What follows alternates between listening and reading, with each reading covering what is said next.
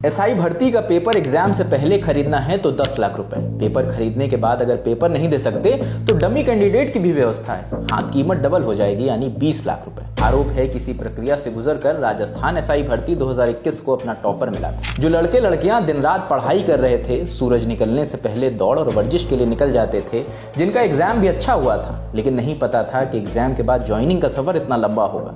अब हालात तो ये हैं कि ये भी नहीं पता कि ज्वाइनिंग होगी भी या नहीं। फिर से एग्जाम तो नहीं देना पड़ेगा, क्योंकि जांच रिपोर्ट इसी ओर इशारा कर रही हैं कि पेपर लीक हुआ है।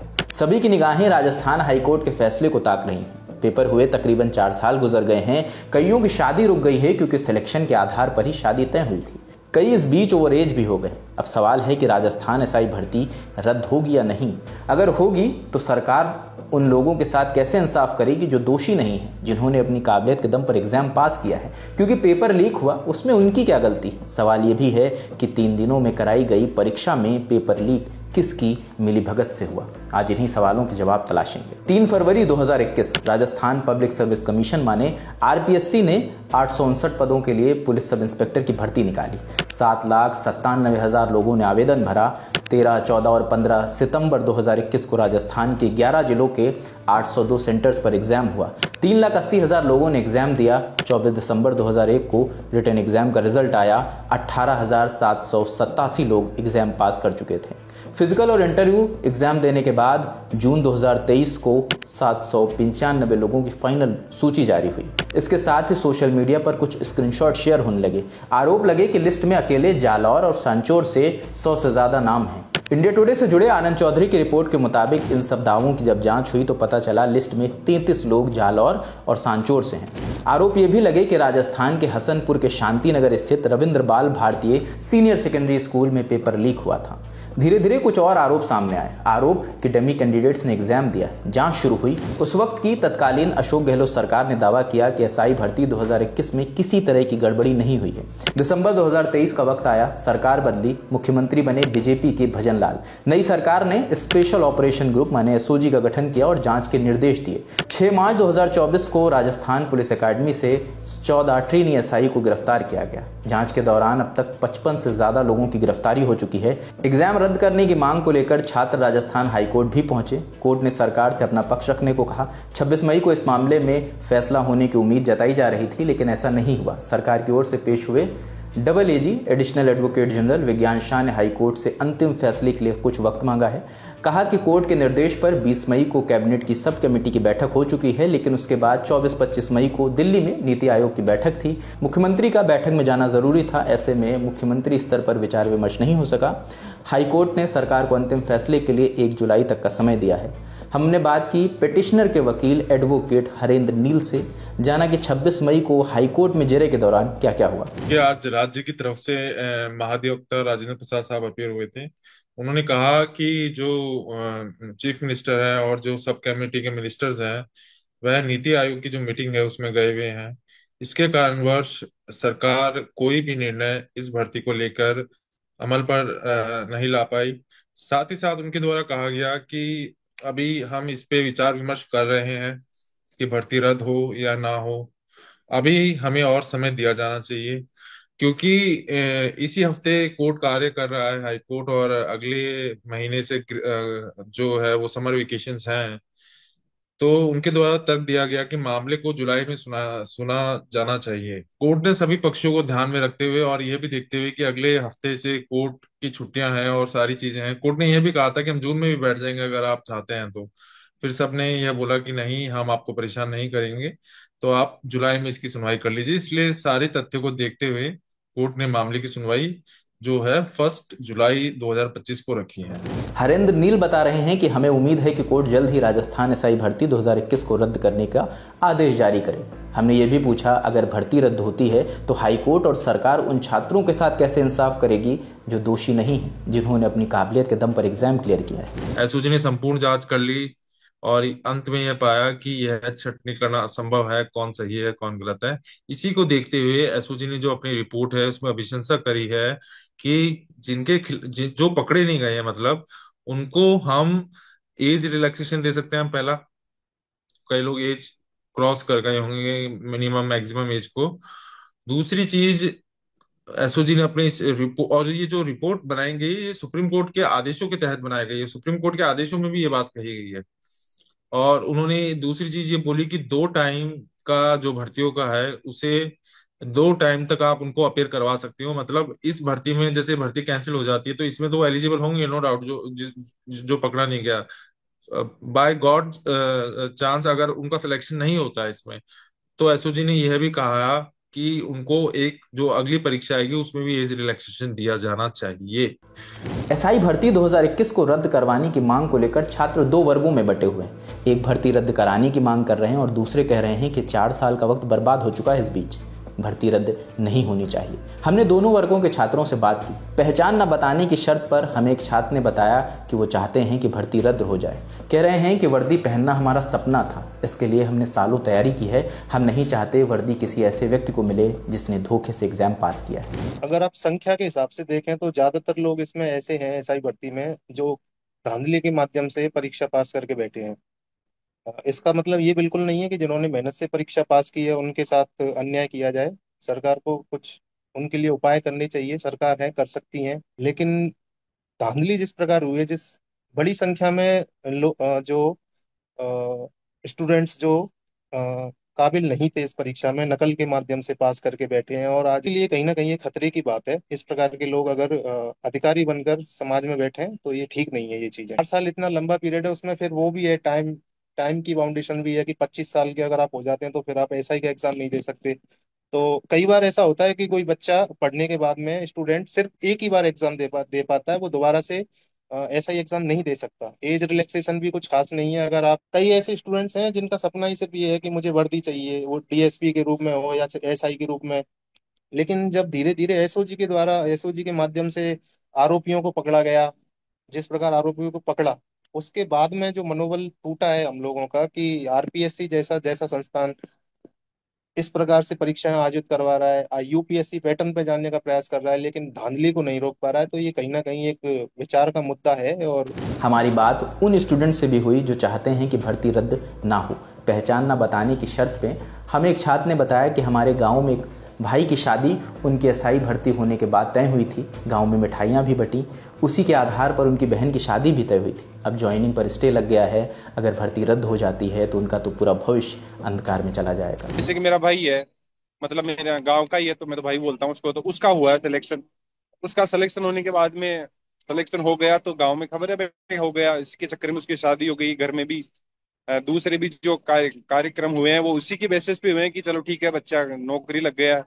अब सरकार ये कहती है या जो भी कर रहे हैं कि अब नहीं लगेगा तो फिर उसके ऊपर क्या बीतेगी। उसका तो फिर घर भी टूटना है, सब कुछ ही टूटना है, क्योंकि वो तो वापस बेरोजगारों की श्रेणी में आ गया ना। उसमें तो उसकी कोई गलती थी नहीं कहीं दूर दूर तक। जिसमें भी सरकार की फॉल्ट रहती है मैं सभी में उनके खिलाफ हूँ कि भर्ती को रद्द करे। ये तो कोई ठोस कार्रवाई नहीं है शायद मेरे हिसाब। पहले ही ईमानदारी से करवा लो कि ऐसी नौबत ही ना आए। तो पहली गलती तो शायद पेपर करवाने वालों की या फिर जो वहां पे बैठे हैं माए बाप उनकी गलती है शायद। अगर वो ईमानदारी से काम करे तो इधर बेईमानी करने वाले कितना ही कुछ कर ले वो नहीं कर पाएंगे शायद। स्टूडेंट्स कह रहे हैं हमारे 4 साल इस भर्ती के चक्कर में निकल गए हैं। हम मिडिल क्लास से आते हैं, हमारे पास इतने आर्थिक संसाधन नहीं हैं कि हम फिर से शहर जाएं, कमरा लें और तैयारी नए सिरे से शुरू करें और एग्जाम एक बार फिर से दें। लेकिन मैं बाहर रह रहा हूँ पिछले 5-6 साल से, और मेरे जैसे और भी रहे होंगे। उन्होंने जो 21 वाली भर्ती दी थी, अब लग गए वो तो चलो ठीक है, उन तो वो तो गए गाँव। अब वापस 4 साल की पढ़ाई छोड़ के वो वापस आएंगे, तैयारी करेंगे, और इस बात की क्या गारंटी है कि वो पिछली बार जो पास हो गए थे वो इस बार भी हो जाएंगे।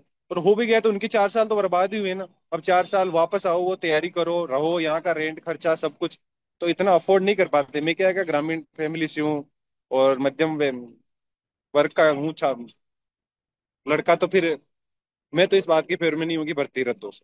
ये तो बात हुई स्टूडेंट्स की। अब बात करते हैं इस पेपर लीक के पीछे कौन है, किसकी मिली भगत का अंजाम है ये पेपर लीक। हमने बात की इंडिया टुडे से जुड़े आनंद चौधरी से। हमने पूछा आखिर इस कथित पेपर लीक की जड़ें कहां से जुड़ी हैं, क्या टॉपर ने भी पेपर खरीदा था। जो एसआई भर्ती है उसकी शुरुआत में जो जो मामले निकले थे, वो उसका जो लिंक निकला था वो जालोर, सांचौर, बाड़मेर और जोधपुर इन इलाकों में निकला था। एक महेश ढाका था और एक जगदीश बिश्नोई था। जगदीश बिश्नोई को पुलिस ने अरेस्ट किया। जगदीश बिश्नोई ने सारी जानकारी बताई कि किस तरह से पेपर लीक हुआ, किस तरह से हमने इस पेपर को लोगों तक सर्कुलेट किया।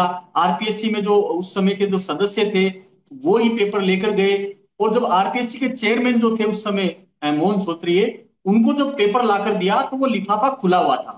तो सबसे बड़ी गड़बड़ी वही थी जो एसओजी की चार्जशीट में भी जो सामने आई है, कि जब खुला हुआ लिफाफा उन्होंने स्वीकार किया पेपर का, ये देखिए कि आप उन पे सबसे पहला उनको काम ये करना चाहिए था कि जो लिफाफा एकदम खुला हुआ है उन पर केस दर्ज कराना चाहिए था, लेकिन उन्होंने वो खुला हुआ लिफाफा स्वीकार किया और उसके बाद में वो पेपर हुआ।